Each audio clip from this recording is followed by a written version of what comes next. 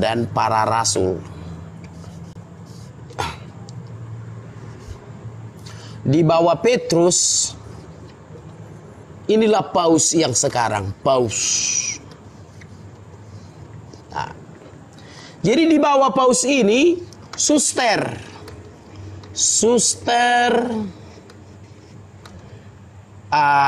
di sini dulu, imam, suster, pelayan-pelayan Tuhan. Strip, pendeta. Nah, seperti itu. Jadi biar jelas. Jadi berbeda tingkatannya itu, Pak. Makanya di Protestan itu dibenarkan perempuan itu menjadi pendeta. Karena perempuan itu masih sebatas pelayan Tuhan. Masih sebatas pelayan Tuhan itu. Tapi Pak Simamora sebentar. Kalau siap. Kemarin saya dibacakan firman ini yang 1 Timotius 2 ayat 12. Aku tidak mengizinkan perempuan mengajar dan juga tidak mengizinkannya memerintah laki-laki. Hendaklah ia berdiam diri. Ini ayat ini yang disodorkan ke saya. Jadi kata mereka itu, ya, perempuan kalau memang pas ada ibadah gereja tidak boleh jadi imam ataupun pengkhotbah di depan. Memangnya nggak bisa. Memang tidak bisa, Pak. Emang di gereja mana yang bisa rupanya? Gereja kami, Pak, perempuan yang mengkhotbah. Pendeta perempuan kan itu setara dengan suster, Pak. Pendeta di gereja Bapak itu setara dengan suster di gereja Katolik, Pak. Itu loh. Kan udah kujelaskan tadi, Pak. Suster kan bisa nggak perempuan di gereja Katolik sebagai suster? Bisa kan? Tapi nggak bisa kalau ada laki-laki katanya, Pak. Pokoknya kalau ada ibadah katanya harus laki-laki. Apa seperti itu, Pak? Tidak seperti itu. Pendeta di gereja Bapak itu setara dengan suster. Pendeta saya juga orang Protestan, Pak. Pendeta saya di gereja itu setara dengan suster. Kan udah kutunjukkan tadi hierarkinya. Dari Yesus ke Petrus, baru paus. Di bawah paus itu bukan romo, bukan pastor. Tetapi di bawah paus itu adalah imam, suster, pelayan-pelayan, pendeta, bukan romo dan pastor. Karena romo dan pastor itu bisa jadi paus, tetapi suster tidak akan pernah bisa jadi paus. Romo dan pastor itu bisa jadi paus, tetapi imam di gereja, ketua lingkungan dan segala macam itu tidak bisa jadi paus. Jadi tingkatannya itu hanya ada itu, Yesus, Petrus, paus, baru di bawah paus lah para imam-imam itu. Itu loh saudaraku. Jadi kalau di gereja kita bisa perempuan berkhotbah di gereja, karena itu setara dengan suster di gereja Katolik. Itu, Pak, yang bisa kusampaikan, Pak. Atau mungkin mohon maaf, barangkali masih ada perempuan-perempuan yang di dalam Alkitab yang pernah memiliki. Ya, kecuali para nabi yang memiliki karunia kenabian, itu bisa. Yang memiliki karunia kenabian, bisa. Dicatat, Pak, di Alkitab ada. Siapa itu? Dicatat. Keluaran 15. Sebentar ya. Kecuali dia memiliki karunia kenabian. Keluaran 15. Bentar ya. Keluaran 15 ayat 20. Lalu Miriam,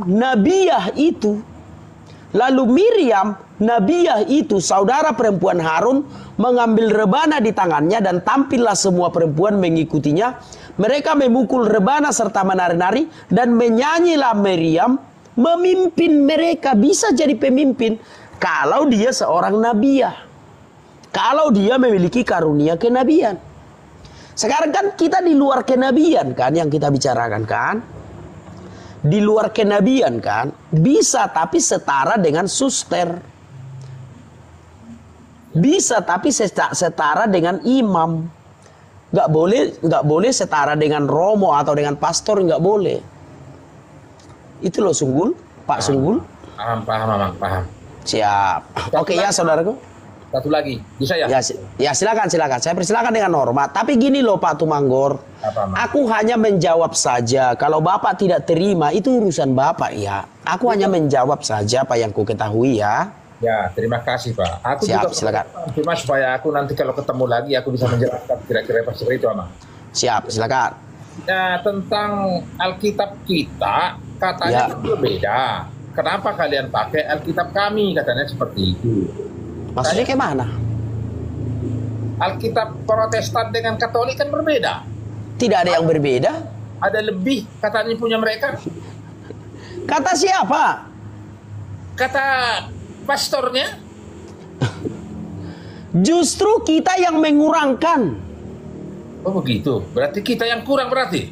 Kita yang kurang, tapi yang kita kurangi bukan firman Tuhan, tetapi kitab sejarah.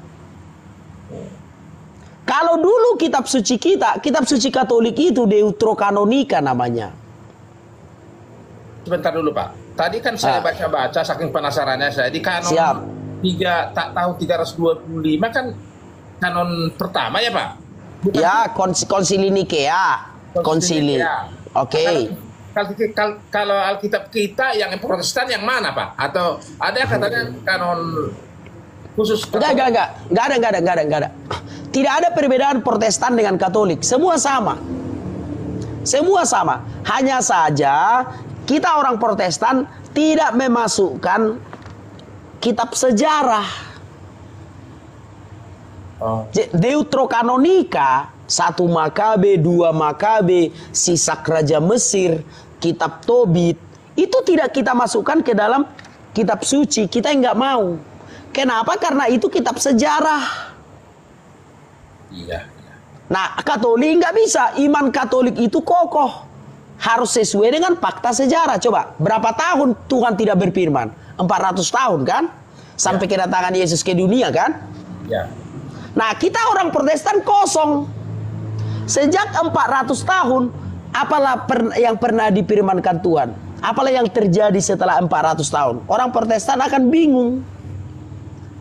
Barulah sampai kedatangan Tuhan Yesus 400 tahun kemudian, barulah Tuhan berfirman kepada kita, Yesus itu. Tetapi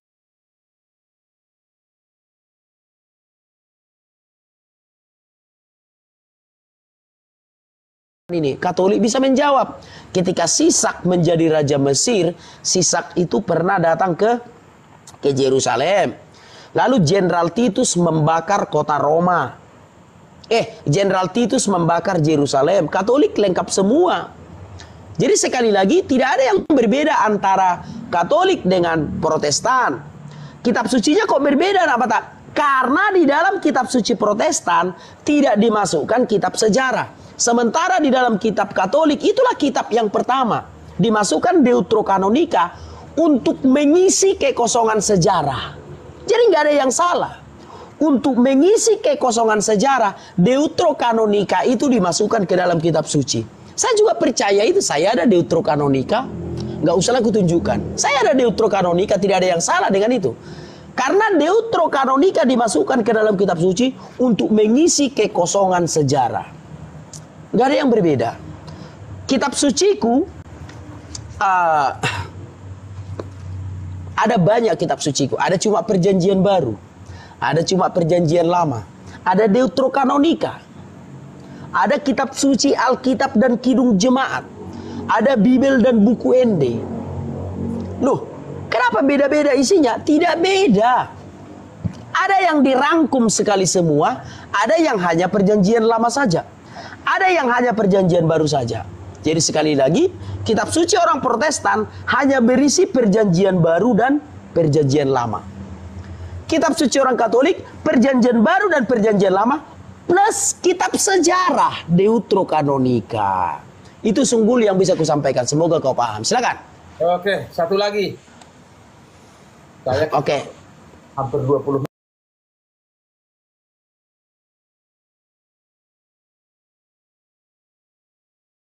Tengok, Bapak tengok di YouTube anak Batak Fat 2 ya. Saya nggak bisa main YouTube kalau memang sampean mau bacakan sekarang.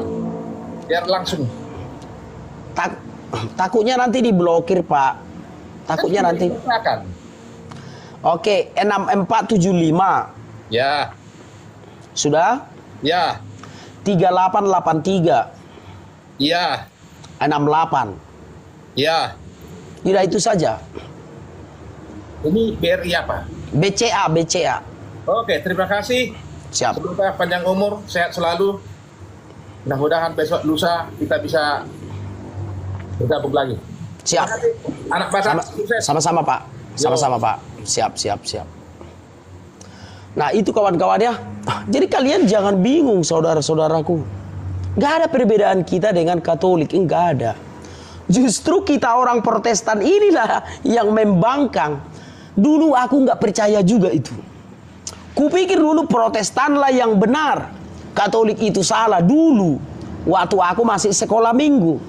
Tetapi setelah aku mempelajarinya, wah, mau balik ke Katolik nggak diterima. Jadi kawan-kawan, tidak ada yang berbeda antara Protestan dengan Katolik. Jadi Katolik itulah acuan dari ajaran Tuhan Yesus.